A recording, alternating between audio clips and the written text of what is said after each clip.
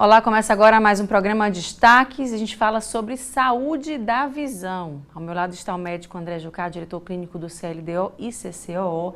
Muito obrigada pela sua presença. Vamos conversar um pouquinho sobre essa tão importante, né? Saúde da visão, sobretudo para as pessoas com mais de 50 anos. Olá, Elaine, um prazer estar aqui inicialmente com você. Sim, a visão após os 50 anos, a perda da visão, é algo que impacta muito as pessoas nessa faixa, né, que a gente chama de terceira idade, né, e afeta de uma maneira significativa a qualidade de vida quando a visão começa a se deteriorar.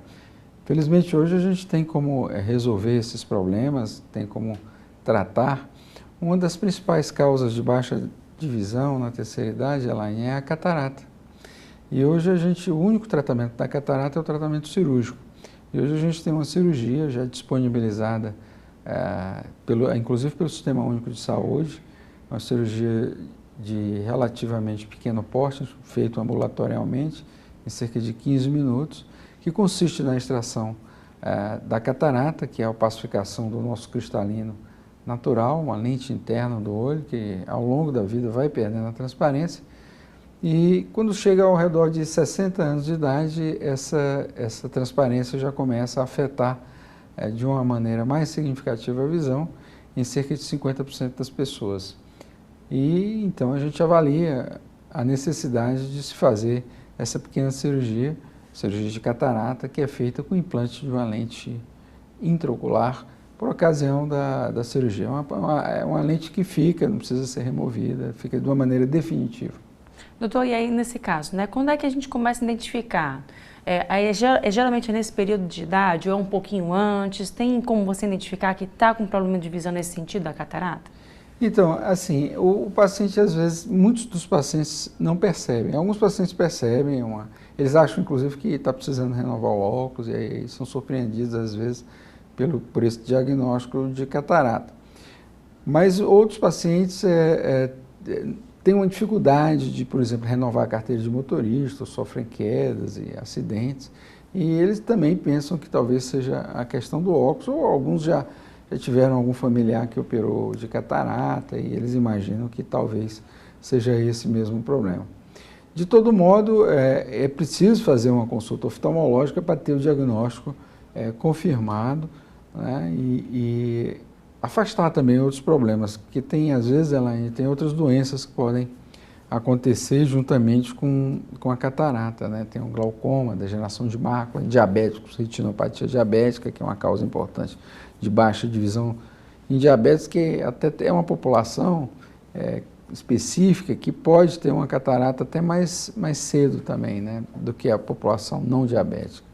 E a gente tem esse estudo recente agora com relação à questão da saúde de quem tem mais de 50 anos, né? É entregar a vida novamente, né? A pessoa passa a enxergar o mundo novamente, né? Isso dá uma qualidade de vida, acho que inacreditável, né? Então, às vezes a pessoa está ali com uma visão limitada e, veja só, 80% da informação que a gente recebe do mundo exterior, veja só, o seu programa aqui, se não fosse a visão, a gente só teria o rádio, né? Cerca de 18% da informação vem pela audição, cerca de 80% pela visão, e o restante é olfato, tato, né, o paladar, né? Então, a menor parte da informação que a gente recebe do exterior. A maior parte mesmo é a informação visual. E sem a visão a gente não consegue fazer, ou com a visão ruim, a gente tem uma dificuldade de fazer as tarefas do dia a dia. As pessoas têm dificuldade de se locomover, não conseguem renovar a carteira de motorista, não consegue pegar o transporte público, porque não vê o nome do ônibus, a não ser quando está muito perto, e às vezes é tarde demais, o ônibus já passou, né? E tem que pedir a alguém lá, os pacientes às vezes me falam, tem que pedir para alguém me avisar quando o ônibus está chegando, porque se ele vai embora, eu não vejo se é o meu transporte ou se vai para um outro lugar, um outro ônibus. Enfim, a cirurgia de catarata hoje, ela permite que a pessoa volte a ganhar essa independência. E de um modo interessante, através do implante, houve uma evolução muito grande nos últimos anos desses implantes que são feitos de lentes intraoculares por ocasião da cirurgia. A gente remove então o cristalino e no final da cirurgia a gente faz o implante da lente. Essas lentes hoje podem ser multifocais, possibilitando uma maior independência ao uso do óculos. Então muita gente nem usa mais óculos, tem uma visão nítida para longe, intermediário, perto, muitas vezes numa situação que há mais de 20, 30, 40 anos a pessoa já era... Tem uns que eram dependentes do óculos desde sempre, né, que eles lembram. Eles, olha, doutor, eu sempre usei óculos e agora... Quer dizer, você consegue deixar até, nesse aspecto, melhor do que era antes de ter a própria catarata nessa população que usava óculos. Algumas vezes óculos grossos, que limitam um pouco também uma série de atividades. E nesse caso, o senhor falou a respeito de familiares, né, que tiveram. É hereditário? E aqui no estado do Ceará, por ser um local muito claro, né, de sol intenso, tem interferência também por região nesse sentido? Tem. Existe uma tendência familiar, então as pessoas que têm catarata na família têm uma maior tendência. Hoje a catarata, a indicação da cirurgia ela é feita de uma maneira mais precoce do que era no passado, porque a técnica cirúrgica evoluiu e os estudos mostram que a cirurgia, quando ela é feita mais cedo, ela é mais segura do que quando ela é feita num estágio mais avançado. Então hoje a cirurgia de catarata ela é indicada mais cedo. Agora a catarata ela pode acontecer em qualquer fase da vida, né? Algumas famílias têm mais cedo, às vezes ela pode ser congênita em algumas crianças quando a mãe tem rubéola na gestação e aí precisa ser operado rapidamente porque ela atrapalha o desenvolvimento da visão. Ela também pode acontecer secundária a traumas. Esse aspecto é interessante. Felizmente o uso do cinto de segurança reduziu muito esse tipo de catarata, né, causada por trauma, né? Então o cinto de segurança veio a mudar uma realidade que a gente tinha muito trauma com pedaços de vidro entrando no olho e hoje em dia o cinto de segurança, os airbags, eles estão protegendo também os olhos nesse aspecto. A gente tem menos catarata traumática que no passado, mas ainda tem em situações de violência, né, que a gente observa e também em acidentes de moto, né, que o pessoal fica mais exposto. A questão do estado do Ceará, da claridade, também altera nesse sentido? Sim, tem alguns estudos que mostram uma correlação com a exposição ultravioleta. Um outro fator ambiental importante é o cigarro, né? E a qualidade de vida também das pessoas, né? Então, aquelas pessoas que têm uma qualidade de vida ruim, acaba o organismo como um todo se desgastando e a pessoa tendo um envelhecimento precoce. O cigarro, o álcool em excesso também causa isso. O novo cigarro, o pessoal fala que é o sedentarismo, né? O sedentarismo também afeta isso. Então, tudo que contribui para um envelhecimento, ele também contribui para uma catarata surgir mais cedo, né? Doutor, e nesse caso, com o avanço da tecnologia, né? Cada vez mais o senhor falou que é um procedimento de 15 minutos, né? Assim, como é que é o pós-cirúrgico, os cuidados que se devem ter? Então, a cirurgia de catarata, hoje ela também é feita por meio de laser. Então, veja só, você nem dá ponto no olho, né? Então, a pessoa já sai com os olhos abertos, a visão ainda fica um pouco embaçada logo após a cirurgia, porque dilatou a pupila, tem aquele fluxo lá de soro dentro do olho, e a visão pode ficar embaçada 2, 3 dias, isso é normal, mas o paciente já sai com o olho aberto usando apenas um óculos escuro e um colírio, que ele vai pingar aí 4, 5 vezes ao dia, nos primeiros dias, depois menos. E ele vai usando aquele colírio e usando um óculos escuro no sol para proteger também de traumas, tem uma função de proteção também, porque nas primeiras horas após a cirurgia o olho está muito frágil, né? Tem que evitar molhar com a água da torneira, evitar coçar o olho, mas em geral o paciente fica bem só usando um colíriozinho e ninguém nem nota que ele operou. Normalmente a gente faz a cirurgia na sexta-feira e eu pelo menos gosto de fazer na sexta porque o paciente ele consegue sossegar um pouco no final de semana das atividades que ele tem que fazer e na semana ele já pode voltar ao trabalho. Na terça-feira eu normalmente libero para ele voltar ao trabalho depois de vê-lo na revisão em ambientes internos, né? Aquele pessoal que tem um trabalho em ambiente que tem muita partícula em suspensão, o pessoal da construção civil, ou mesmo o pessoal da nossa área de saúde que trabalha em ambiente infectado, potencialmente infectado, o pessoal de UTI, as enfermeiras, os médicos. Aí eu falo, olha, fica aí uma semana então afastado. Ou o pessoal que trabalha no sol, policial, agente de trânsito, né?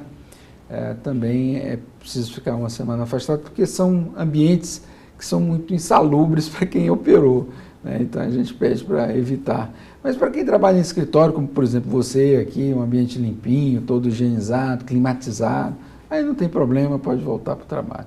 Doutor, e com relação também à questão, quando a gente está na saúde dos olhos, falando também com relação à diabetes, você falou, né, que é importante também o cuidado da saúde como um todo, para que isso não aconteça. Quem tem diabetes também tem que ter um cuidado redobrado com a saúde do olho? Tem. E a diabetes é a principal causa sistêmica de cegueira, quer dizer, a doença do organismo que mais causa cegueira, porque a catarata da idade é um fenômeno ligado ao envelhecimento. É bom ficar velho, ruim é morrer novo, né? Então todo mundo, eu digo muito para os pacientes, olha, a pessoa para viver muito, em primeiro lugar tem que gostar de ficar velho, todo mundo quer fazer 100 anos, vai ter que ficar velho. E vai ter que aprender a se cuidar, né? Do mesmo jeito que a gente cuida do automóvel, né? Cuida das coisas da casa, porque se não der aquela manutenção vai caindo tudo, a gente precisa cuidar do nosso corpo. Essas coisas que a gente tem, esses bens materiais, a gente pode até trocar, mas a gente não pode trocar de corpo. A gente tem que cuidar do nosso corpo. E ninguém vai fazer isso por nós. Nós é que temos que fazer isso. Quando é criança, a mãe cuida. Mas quando você ficar adulto, você é que tem que cuidar de você mesmo. Então, tem que ir para o oftalmologista fazer uma consulta anual. Muitos pacientes, veja só, Elaine, a gente descobre que são diabéticos na consulta do oftalmologista, o que é um absurdo, né? Tem sinais no fundo de olho que identifica a diabetes. Mas nesse caso, quando a gente vê esses sinais, é certo que aquele paciente já tem diabetes há pelo menos 5 anos. Então, quer dizer, foi uma pessoa que nunca foi num clínico, nunca fez um exame básico para ver como é que está a glicemia, não se cuidou. Então, essa medicina, que é a medicina de recuperar, de tratar as doenças, ela é menos efetiva do que a medicina preventiva. Por quê? Porque quando você faz o tratamento preventivo, você consegue surpreender as doenças num estágio ainda muito inicial. E o tratamento é muito mais eficaz, né? Então, se você consegue descobrir a diabetes lá no começo, antes dela ter causado dano ao organismo, você tem um resultado muito melhor do que quando ela já está numa fase mais avançada. É claro que alguns pacientes sabem que são diabéticos e têm um bom controle e a gente os acompanha. E a gente atesta isso, que os pacientes bem controlados, eles costumam ter uma visão boa. Mas os diabéticos que não controlam a glicemia, eles muitas vezes perdem a visão. Existem tratamentos com injeções intraoculares, cirurgias intraoculares, chamadas vitrectomias, que são feitas quando os pacientes têm complicações, hemorragias, descolamento de retina, que a diabetes causa tudo isso. E é possível recuperar, pelo menos em parte, a visão de muitos desses pacientes. Mas o custo para isso e a morbidade, quer dizer, o sofrimento que o paciente passa fazendo tudo isso, é muito maior do que se ele não precisasse fazer controlando lá atrás a diabetes. Então a gente tem um custo maior, uma recuperação, às vezes parcial da visão, e um sofrimento para o paciente e para a família. Às vezes o paciente fica fora, perde a visão, não consegue mais trabalhar. E outra coisa, ele perde a autonomia, ele precisa de alguém para cuidar dele dentro de casa, porque como ele está sem visão, nesses casos o paciente às vezes fica totalmente sem visão e não consegue chegar na cozinha para tomar um copo d'água ou ir ao banheiro. Então ele precisa de cuidados intensivos. Então são duas pessoas que saem do mercado de trabalho, a pessoa que perdeu a visão e uma outra que ele precisa de um cuidador. Então a OMS estima um grande impacto também na sociedade como um todo, que vai ter que cuidar dessa pessoa que perdeu a visão, que não devia ter perdido a visão, foi um erro da nossa sociedade e dele como indivíduo também, a gente não pode deixar de dizer que não se cuidou. É isso, prevenção sempre, né, doutor? Muito obrigada pela sua presença e até uma próxima oportunidade. Foi um prazer estar aqui no seu programa, Elaine. Muito obrigada. E a Prefeitura de Fortaleza lançou o programa Mais Fortaleza, que prevê investimentos na política pública de manejo de resíduos sólidos, com foco na instalação de novos equipamentos e ativação para projetos para incentivar o comportamento correto da população quanto ao descarte do lixo, a educação ambiental e a coleta seletiva de materiais recicláveis. O programa é formado por um pacote de iniciativas que visam fortalecer a política pública de Fortaleza com relação aos resíduos sólidos. Hoje, Fortaleza tem um volume de lixo descartado incorretamente superior àquele que é feito pela coleta domiciliar, que tem hora, data, local para passar e pegar. Isso, evidentemente, causa um esforço financeiro muito grande da prefeitura para dar o que a população precisa, exige e merece, que é uma zeladoria adequada, a cidade limpa. Para isso, a gente mas dá o pontapé inicial nesse grande programa que tem 5 grandes vertentes. A gente tem aqui a colaboração que é intermatricial de várias secretarias do município de Fortaleza, como instituições da sociedade civil, como empresários da rede privada, como a Associação dos Catadores. Na verdade, 90% dos catadores são mulheres. A dona Nete, que é uma decana daquela instituição e que já tem experiência com, por exemplo, o reciclo, né, que é uma bicicleta elétrica que tem a capacidade de carregar até 200 quilos de reciclável, que é conectado, vamos dizer assim, ligado a um ecoponto, que hoje nós temos 97, já pertinho de bater os 100, e a meta é expandir todo esse programa, debater com a sociedade, conversar com as escolas. Nós temos hoje mais de 600 equipamentos escolares que fazem um programa de biodigestão, que para além da aula serve como maneira de reutilizar o excedente daquela merenda escolar, que é um produto perecível, que tem que ser digerido e transformado em novos tipos de energia. E tudo isso é feito nesse grande programa que a gente espera. Que hoje a nossa taxa de reciclagem está em torno de 6%.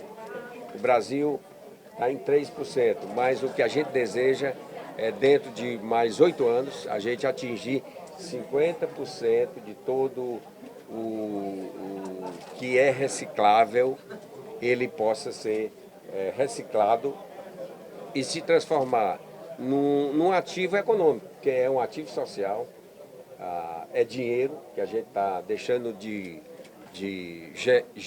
girar e gerar na economia. Então, e isso a gente está falando uma cifra bem importante, são 46% do reciclável ele é desperdiçado. Se a gente utilizar, certamente a gente vai ter um impacto nessa economia circular muito grande para a cidade de Fortaleza, o que vai fazer Fortaleza cada vez mais linda, mais limpa, mais aconchegante, mais acolhedora. Segundo a Prefeitura, Fortaleza enfrenta um grande problema, que é o descarte de resíduos sólidos de forma irregular. 400 mil toneladas de lixo são recolhidas em lugares onde ele não deveria estar. Outro desafio é reciclar mais. A cidade só reutiliza 6% do que é coletado e o potencial é de 67%. A meta é chegar a 50% de reciclagem dos resíduos sólidos em 8 anos. Não restam dúvidas, de que a meta, principalmente a meta de reciclagem dos 50%, é uma meta extremamente desafiadora. E a gente precisa entendê-la como consequência de um processo mais amplo. Então, tem toda a parte da ação de educação ambiental e de informação. Não tem como chegar nessa meta sem uma adesão e um engajamento de toda a população fortalezense. Paralelamente a isso, a gente aposta aqui a ampliação da infraestrutura que está prevista no Mais Fortaleza, com os novos ecopontos, com as ilhas ecológicas, vai dar para a gente meios de coletar. Veja, para a gente, por exemplo, reduzir aquele indicador da relação do lixo lançado na rua versus o lixo coletado em casa. Se a gente conseguir desviar o volume do lixo lançado na rua para os novos ecopontos, só nos novos ecopontos, a gente praticamente alcança a meta de igualar ou fazer com que o volume produzido em casa seja maior do que o que está na rua, certo? É lógico, há um esforço também de redução. Então, tem ação de educação, tem ampliação da infraestrutura e tem os incentivos econômicos que a gente pretende trabalhar com a iniciativa privada para poder dar maior dinâmica a esse processo de chegar na meta dos 50%. Na prática, o programa Mais Fortaleza será executado envolvendo várias secretarias e a sociedade civil e tem metas estabelecidas. Equipamentos como ecopontos, lixeiras subterrâneas e lixeiras ecológicas serão ampliados. centros de recondicionamento tecnológico serão criados para dar um novo destino aos materiais eletrônicos que já não servem mais. É bom lembrar que, pela lei da Política Nacional de Resíduos Sólidos, a iniciativa privada já tem obrigação de logística reversa, né? Então, mecanismos que, ademais de, junto com eles, ajudarem eles a cumprirem a obrigação legal, que a gente possa estimular a fazer aquele algo mais necessário. O prefeito José Sarto disse que é preciso mudar a forma como a população enxerga o que se chama de lixo. Hoje, Fortaleza, nós estamos aqui ao lado construindo o centro de vídeo monitoramento que tem 4 andares, junto com o centro de vídeo monitoramento da MC, da Beira-Mar e de outras tantas câmaras. Fortaleza será a capital que mais terá câmera por habitante no Brasil. Mas isso não é para multar, isso é para pedagogicamente orientar as pessoas que, ao depositar o lixo inadequadamente, ela vai prejudicar o seu vizinho, a sua rua, o seu bairro. Então, a ideia, por exemplo, nós temos as nossas escolas que são vídeo monitoradas. Nós temos mais de 614 equipamentos, nós temos 118 unidades básicas de saúde, enfim.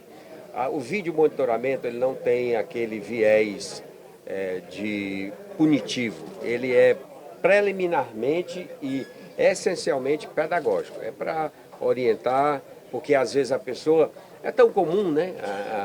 As pessoas, às vezes, hoje menos, veja que fumar em lugar público se tornou meio constrangedor para quem está fumando, porque a maioria não fuma mais. Está havendo uma mudança de postura cultural da sociedade. Você pega aqui uma balinha, um chiclete, jogava no chão e ninguém se incomodava. Mas quando faça isso para você observar o que acontece, você vai a um shopping, compra um chocolate, pega aqui, joga no chão, todo mundo já olha para você, já há uma natural, eu diria, absorção pela sociedade da maneira correta de proceder. E o vídeo monitoramento móvel também é com a finalidade pedagógica. E a gente agora vai ao intervalo e volta em instantes. Não sai daí, com mais destaques.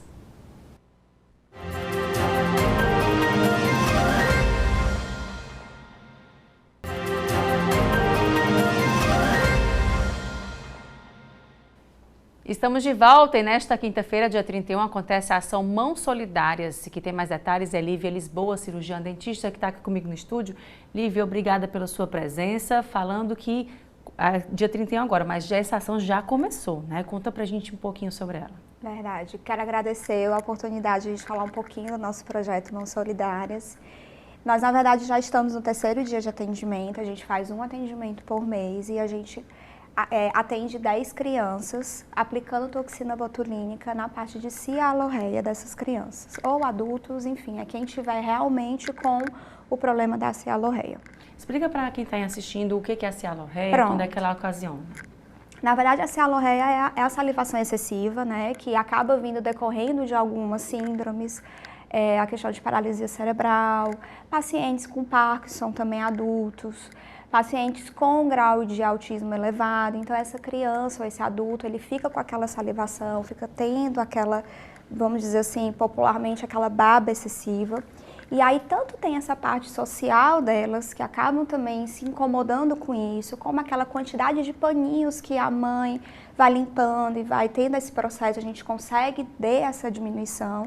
E também a parte também de saúde, porque essas crianças ou esses adultos, eles podem se engasgar com mais facilidade, e aí tendo talvez uma pneumonia aspirativa, algum outro tipo de saúde, e até indo para uma tracostomia.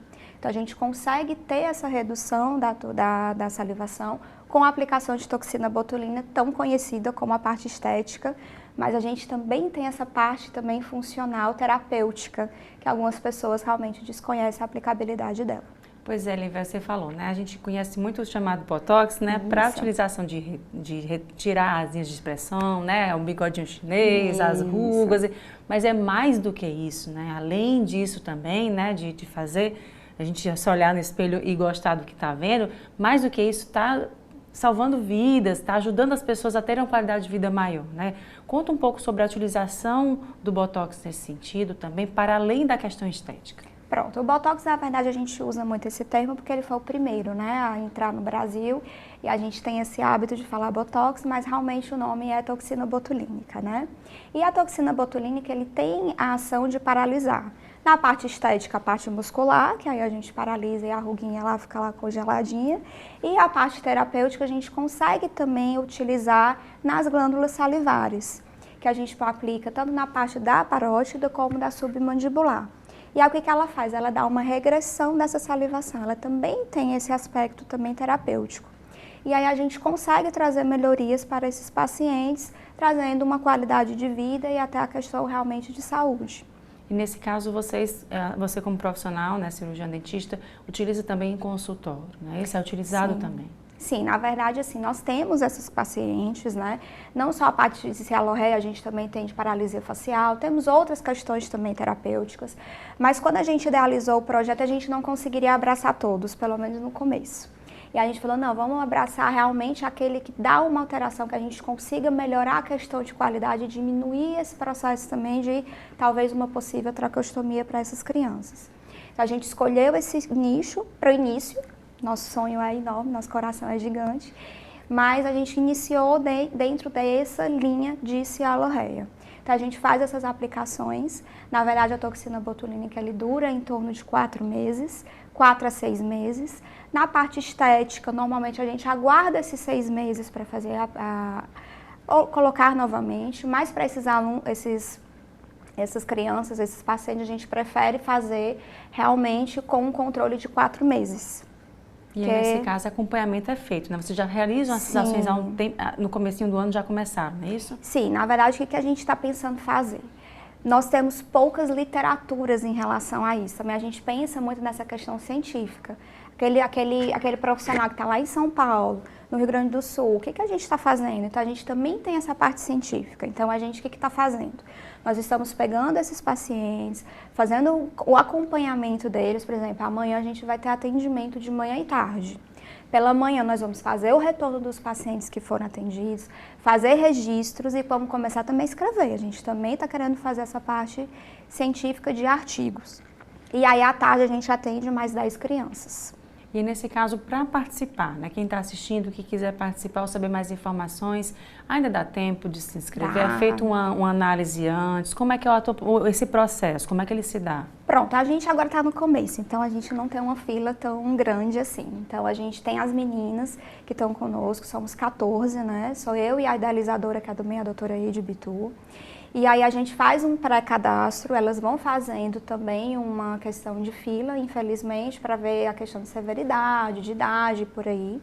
E aí vai fazendo as marcações, mas é só entrar em contato com a gente, não sei como é que a gente pode deixar o Instagram, pode entrar em contato com as meninas sempre estão respondendo, e aí a gente já vai fazendo a marcação. E nesse caso, você falou com relação a alguns casos específicos, né? Para quem também teve AVC, que apresentou isso também, está indicado? Sim, sim. Para quem tem cialorreia, para quem tem essa questão dessa salivação excessiva, essa babinha, vamos dizer assim, ela pode procurar a gente que a gente faz a aplicação, sim. E na aplicação da toxina botulínica, né? Como é que é feita essa aplicação? É uma dose, 2? Em qual local é colocado? Sim, lá a gente paralisia tanto. Claro que vai variar de paciente para paciente, mas vamos dizer assim, a nosso protocolo, a gente paralisa tanto a glândula parótida como a submandibular.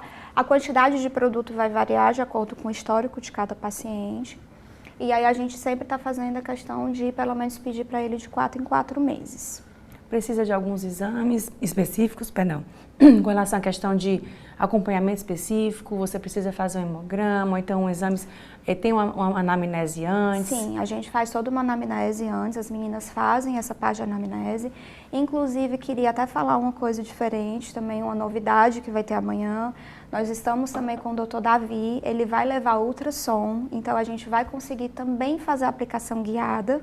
Ele usa aquele mesmo ultrassom que a gente usa pélvico, ele também vai fazer na parte facial, e aí ele vai realmente localizar onde está as glândulas, porque a gente sabe que existem variações anatômicas.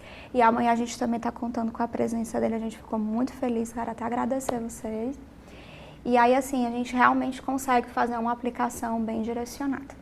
Lívia, então repete para quem está assistindo, para saber mais informações, qual é o Instagram de vocês, para entrar em contato e também se inscrever. Pronto, a gente está no _ Mãos Solidárias. Também quem quiser também nos ajudar financeiramente, também é outra coisa que eu queria pedir. Na verdade, são recursos próprios, a gente não tem ajuda de ninguém, é realmente a doação. Estamos ali nessa luta, a gente tem certeza que vai conseguir. Então, tanto na parte de doação como na parte de se inscrever para fazer participar do projeto, é só falar com a gente no Instagram. Tá ok, Lívia. Muito obrigada pela sua presença. Eu que agradeço. E até uma próxima oportunidade. Obrigada, Elaine. E o governo do estado, juntamente com prefeitos e o Ministério da Educação, se reuniram com representantes da educação para anunciar a adesão do Ceará em programas do MEC, com o Compromisso Nacional Criança Alfabetizada. Prefeitos, o governador do estado, Eumano de Freitas, e o ministro da Educação, Camilo Santana, se reuniram com representantes da educação para anunciar a adesão do Ceará em programas do MEC, como o Compromisso Nacional Criança Alfabetizada. E a ideia foi construir um programa a nível nacional, que foi elaborado por todos os estados, construído com os municípios, ouvindo esses meses, porque não adianta uma política pública de cima para baixo, ela foi ouvindo as experiências, né, do Ceará que já implementou, de outros estados como Pernambuco, Espírito Santo, do Piauí, né, vários estados já têm um trabalho na área da alfabetização, mas o último dado do censo escolar nos alertou muito, porque a gente foi agravado com a pandemia. Quase 62% das crianças brasileiras não aprendem a ler e escrever na idade certa. Isso compromete todo o ciclo escolar da educação básica. Então, a construção foi uma grande governança, com coordenadores estaduais, municipais, com formação, com material didático, com premiação, com influência. Cada sala de aula vai ter um cantinho da leitura. Então, essa experiência que o Ceará leva agora para todo o Brasil. 100% dos estados já aderiram, 98% dos estados e dos municípios brasileiros já aderiram, o Ceará 100% já aderiram. Então, não tenho dúvida, vai ter um comitê nacional e vai ter uma instância que o próprio presidente da República vai liderar, porque nós precisamos entregar a população ao povo brasileiro, né? O Brasil ficou numa avaliação de 57 países, nós ficamos em 4º pior lugar no mundo. Portanto, essa é uma prioridade, garantir que nossas crianças possam ser alfabetizadas na idade certa. O estado e municípios também estão no programa Escola em Tempo Integral. O governador Eumano de Freitas anunciou a construção de 22 novas escolas de ensino médio na modalidade. É um investimento de mais de 200 milhões de reais para que a gente possa, a partir de agora, já depois prosseguir. Nós precisamos construir mais de 80 escolas no estado do Ceará, são as primeiras 22, para que a gente possa garantir a escola em tempo integral no estado. Evidentemente que está muito ancorado no que é o projeto hoje do ministro Camilo, do presidente Lula, de ter uma escola em tempo integral no Brasil inteiro. No Ceará nós já temos 70% das escolas em tempo integral e estabelecemos um compromisso de chegar ao final do governo com 100% das nossas escolas em tempo integral. Então hoje aqui nós estamos dando o primeiro passo para ampliar ainda mais.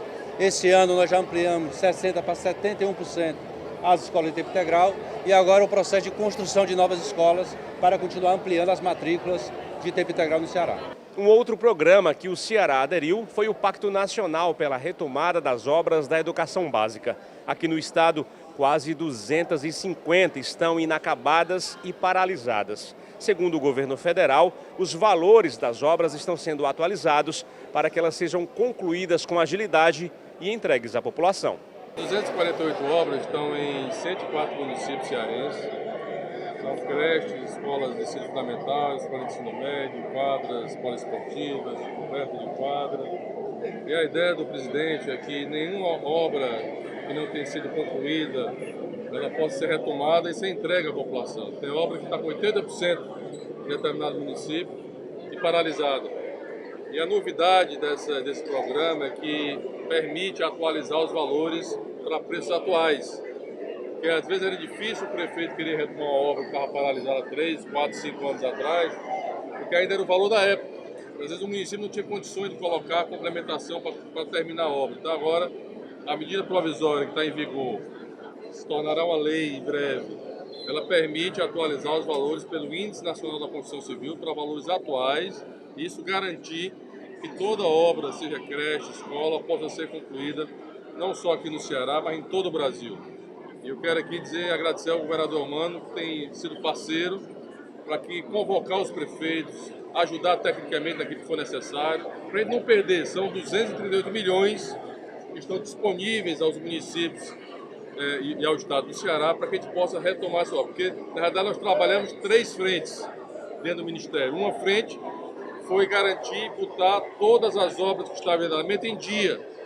Tanto o Ministério da Educação, do governo do presidente Lula, os 3 primeiros meses desse ano, já pagou pelo FNDE mais do que todo o ano de 2022 em obras de educação básica. Agora, retomar todas, queremos resolver o problema desse estoque que está para trás. Então, até o dia 10 de setembro, todo prefeito, toda prefeita, governadora que tenha obras, tem que ir no sistema do CIMEC, aderir, dizendo que tem interesse de concluir aquela obra. E agora o presidente Lula deverá estar aqui em breve, vai estar aqui dia 1º, mas em breve o governo federal vai lançou o PAC nacional, mas deverá lançar em cada estado, sob a liderança do governador Elmano, e também nesse pacote terá novas obras, novas escolas, novas creches, novos ônibus escolares, institutos federais. Então são esses 3 frentes que nós estamos trabalhando e queremos muito que todos os municípios cearenses façam adesão ao programa do Pacto pela Retomada de Obra, para que nenhuma obra fique para trás aqui no estado do Ceará. Esse pacote de retomada inclui a conclusão de 65 centros de educação infantil, 9 obras de reformas, 54 escolas de ensino fundamental, 2 de ensino profissionalizante e 118 quadras esportivas ou coberturas de quadras. E a gente agora vai ao intervalo e volta em instantes. Já já, com mais destaques, não sai daí.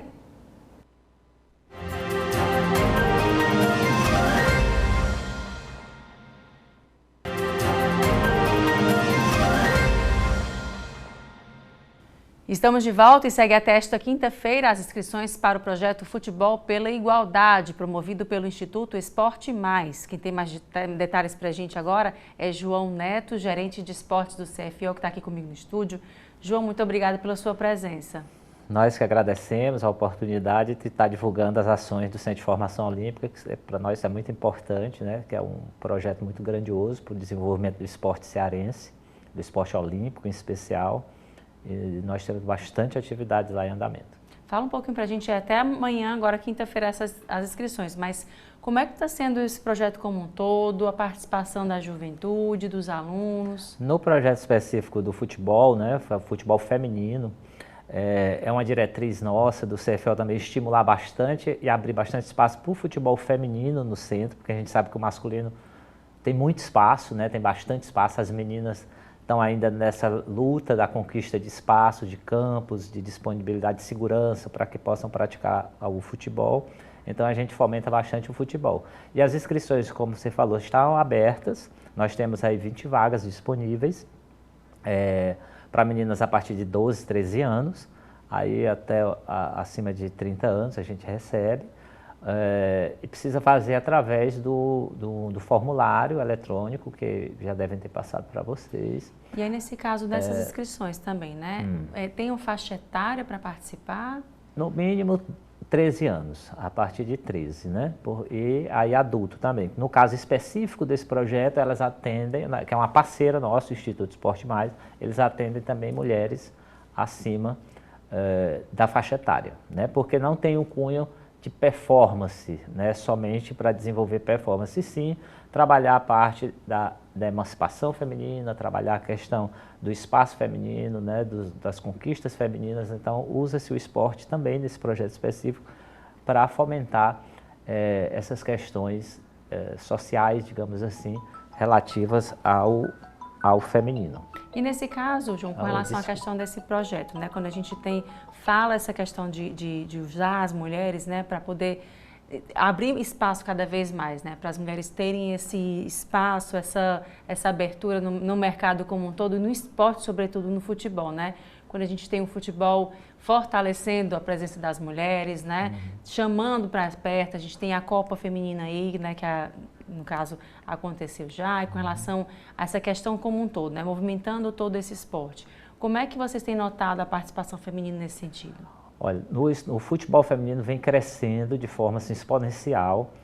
Nós notamos hoje que há, vamos dizer, uma abertura dos pais, as meninas pequenas, mais novas também, os pais estão estimulando essas meninas, né? A gente sabe que o futebol feminino é muito forte na Europa, nos Estados Unidos principalmente, e aqui no Brasil não está sendo diferente, está crescendo bastante, né? Eu acho que essa questão do preconceito, né, já vem sendo ultrapassado, claro que a gente pode dizer que acabou, mas já vem sendo ultrapassado, né? E hoje elas conquistaram no futebol um espaço bastante relevante. Nós temos hoje o Campeonato Brasileiro profissional, né, de atletas profissionais, tem atletas cearenses em vários times aí do Sul e Sudeste disputando o Campeonato Brasileiro, os próprios times locais, né, profissionais estão investindo no futebol feminino, já montaram suas equipes femininas, né, de futebol profissional. Então, vem crescendo bastante. Tem muitas outras iniciativas pela cidade específicas para desenvolvimento do futebol feminino, de estímulo. Então, a gente nota que, claro, a gente tem que estar fomentando, a gente tem que estar contribuindo, que ainda tem um caminho longo ainda a se percorrer até que se possa dizer que o futebol feminino está equivalente ao futebol masculino, né, em termos de estrutura, de salários das atletas, mas isso eu acredito que já foram dados excelentes passos, assim, os passos vêm sendo dados e vem crescendo bastante o futebol feminino. Pois é, né, falando do CFO também, a gente falou do futebol feminino, né, mas também o que a gente tem, né, para quem está assistindo aqui ainda não conhece o trabalho que vocês realizam no esporte como um todo, né, como é que é o trabalho de vocês lá no CFO? Olha, o Centro de Formação Olímpica é um legado olímpico das Olimpíadas de 2016, foi construído pelo Ministério do Esporte. Ele tem como missão desenvolver as modalidades olímpicas, né? É um equipamento de excelência, a gente diz que é um dos melhores equipamentos esportivos do Brasil, talvez um dos melhores da América Latina, em termos não só de estrutura física, como de equipamentos que tem lá, são equipamentos de excelência realmente, para a prática de diversas modalidades esportivas. Nós temos hoje, eu posso citar algumas, né, para não citar todas, mas nós trabalhamos com 20 modalidades hoje. Somente uma não é olímpica, que é o futsal, que ainda não é olímpica, mas as outras 19 modalidades, todas elas são modalidades olímpicas e modalidades até bem diferentes, inclusive, que não são muito comuns de se encontrar em qualquer lugar, como, por exemplo, saltos ornamentais, que só tem lá, aqui no Fortaleza. Nós temos uma piscina de saltos ornamentais de 5,5 metros de profundidade, com plataformas de até 10 metros de altura. E hoje nós temos 100 meninos e meninas, crianças a partir de 6 anos até 14 anos, treinando salto ornamental. Inclusive, já adianto que nós temos 20 vagas disponíveis, às segundas e quartas 10 vagas, e às terças e quintas 10 vagas disponíveis ainda nas turmas, pelo período da manhã, no horário de 10 ao meio-dia. Isso é uma parceria com a Confederação Brasileira de Saltos Ornamentais, que nós temos, e é um projeto fantástico, tá? É uma adesão enorme, porque não se tinha onde praticar ginástica, ou melhor, salto ornamental em Fortaleza. E lá, como nós temos a piscina e a estrutura, a gente renasceu com esse esporte aqui no estado e está tendo uma adesão muito grande. Esportes como ginástica artística, né? Que o pessoal chamava também de ginástica olímpica, né?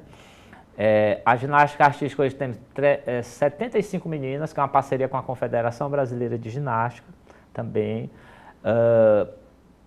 que atende meninas de 6 a 12 anos, somente meninas, né? E é um projeto que também é muito bem sucedido. A procura é enorme, a gente não ainda precisa ampliar essas vagas para atender a demanda, que tem uma demanda gigante por essa modalidade, e a gente ainda está trabalhando para ampliar. E outras modalidades, né? Nós temos rugby, nós temos, vamos começar agora com a Confederação Brasileira também um projeto de hóquei sobre a grama, né? Que é aquela que joga num taco, a bolinha, que é jogada num campo de futebol, é um esporte olímpico também, que é a primeira vez que vai ter aqui no estado do Ceará essa modalidade. Levantamento de peso, que é o LPO, karatê, boxe, né, nós temos. E tudo gratuito. Tudo gratuito, não tem cobrança de nada, nem nas atividades, em nenhuma atividade do CFO. Né? O papel do centro é realmente dar oportunidade da prática esportiva àqueles que não conseguem ou não podem pagar, por exemplo, um clube. A gente tem lá tênis de quadra, que a gente sabe que é um esporte caro, porque se pratica nos clubes, né? O custo para se praticar uma modalidade dessa é alto. Nós temos lá 100 meninos e meninas praticando tênis, né, de quadra, que está inclusive aí em evidência agora com a nossa atleta Haddad lá no Mundial, né, aqui no circuito mundial da modalidade. E por aí vai. E também trabalhamos com atletas de alto rendimento, né? Nós temos atletas de alto rendimento no vôlei, que foram a dupla que foi campeã nacional do circuito nacional do ano passado, a Tayane EG, treina lá conosco. Altamir, né, da natação, que já foi para 2 Olimpíadas, né, Rio e Tóquio, e está buscando vaga agora para a sua 3ª Olimpíada, que é da natação, vai disputar agora o Pan-Americano. Então treina lá conosco todos os dias. E outras modalidades também. Nós temos um garoto do Karatê que acabou de participar do Pan-Americano, né, do Taekwondo, tem campeão Pan-Americano de Taekwondo também treinando lá conosco. Então, hoje são em torno de 2.000 atletas, entre 1.700 e 2.000, em vários níveis, desde a iniciação até o alto rendimento, treinando semanalmente no CFO. João, e para quem quer saber mais informações, até para inscrições, acompanhar mais vocês, como é que faz para encontrar? Olha, eu acho que o canal mais rápido hoje, né, para que todo mundo tenha essas informações, é o Instagram, porque a gente está constantemente, o tempo todo, publicando essas informações, que é o @CFO Ceará. Eu acho que acompanhe lá o Instagram, que todos os dias tem postagem, quando abre vaga a gente está informando lá, e pelo Instagram vocês vão encontrar também alguns telefones de contato, site do CFO, mas o Instagram é rápido, né? Todo mundo acessa muito rápido e consegue as informações bem rápido. Então recomendo o @CFO Ceará. Ok, João, muito obrigada pela sua presença e até uma próxima oportunidade. Eu é que agradeço. Obrigada. Obrigado. E o Grupo Otimista de Comunicação lançou nesta semana o projeto Rodada Otimista de Negócios.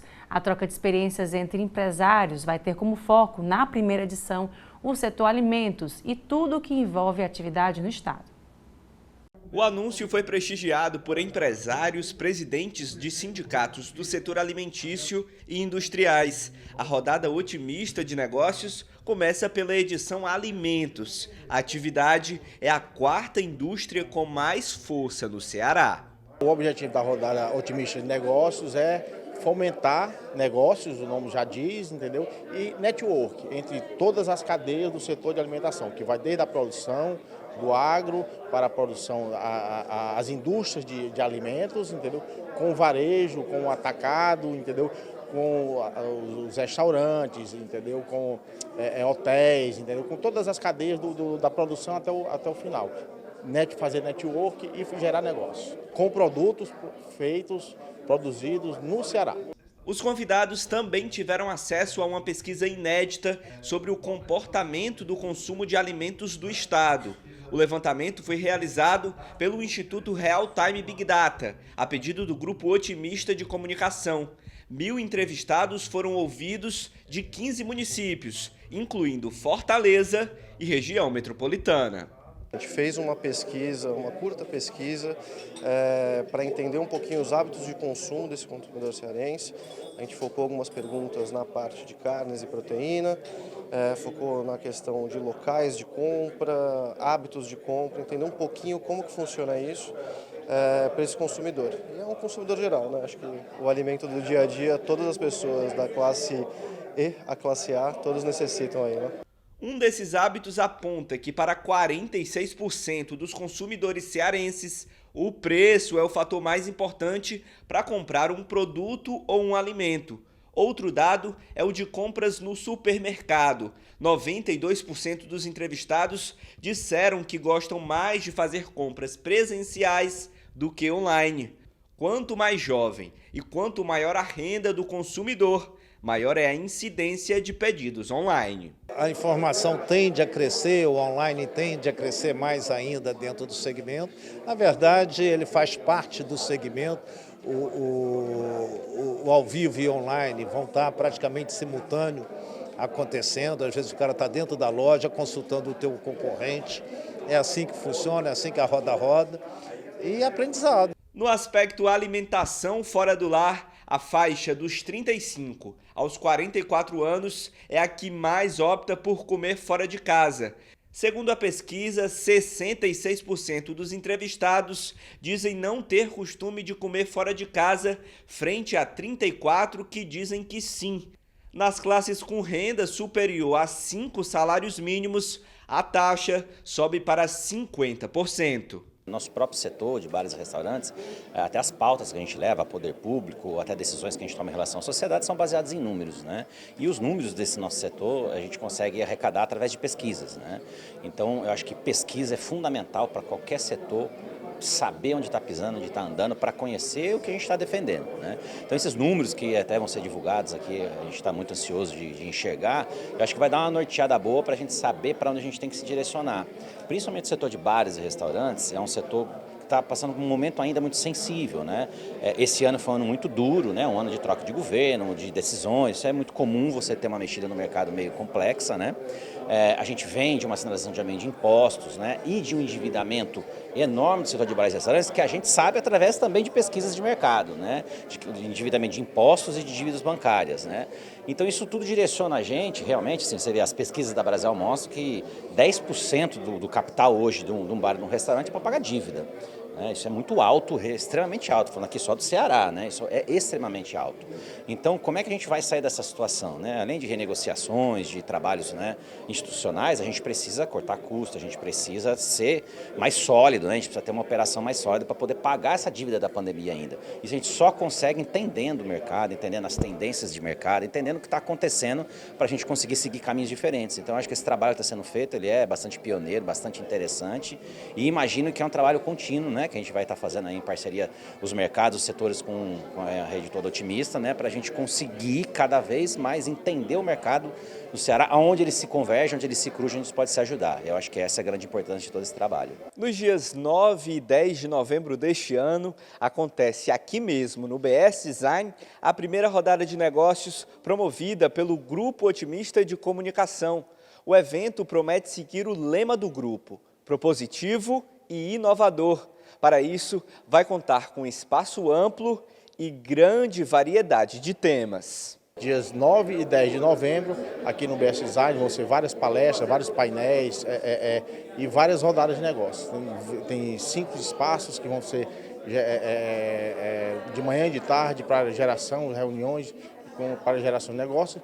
E os painéis vão trazer palestrantes de fora, compradores de fora, de outras redes do Nordeste, para participar do evento. Camila representa o Sindicato de Bebidas do Estado. Ela pontua que o crescimento do setor é positivo tanto para o produtor quanto para o consumidor final. Por causa da rede de relacionamento, as oportunidades de entendê-lo melhor proporcionam um grande momento para o mercado. Nós vimos assim uma apresentação bem ampla, né? Há uma necessidade da gente, num próximo encontro, né, um aprofundamento do nosso setor de bebidas, né, um setor que vem crescendo bastante aqui no estado do Ceará. Nós temos já grandes indústrias que procuram o nosso estado, né? Então é um crescimento, mas assim, o evento em si, que está sendo realizado pelo Grupo Otimista, vai ser de grande valia para o nosso setor, né, para o setor de indústria do estado do Ceará, para exatamente estreitar os laços, né, entre o produtor e entre realmente os nossos clientes, bares, restaurantes, supermercados, né? Então eu vejo como um início, né, o início de um grande projeto, né, que vai realmente fomentar e melhorar o nosso mercado. O Destaques fica por aqui. Obrigada pela sua companhia e até o próximo programa.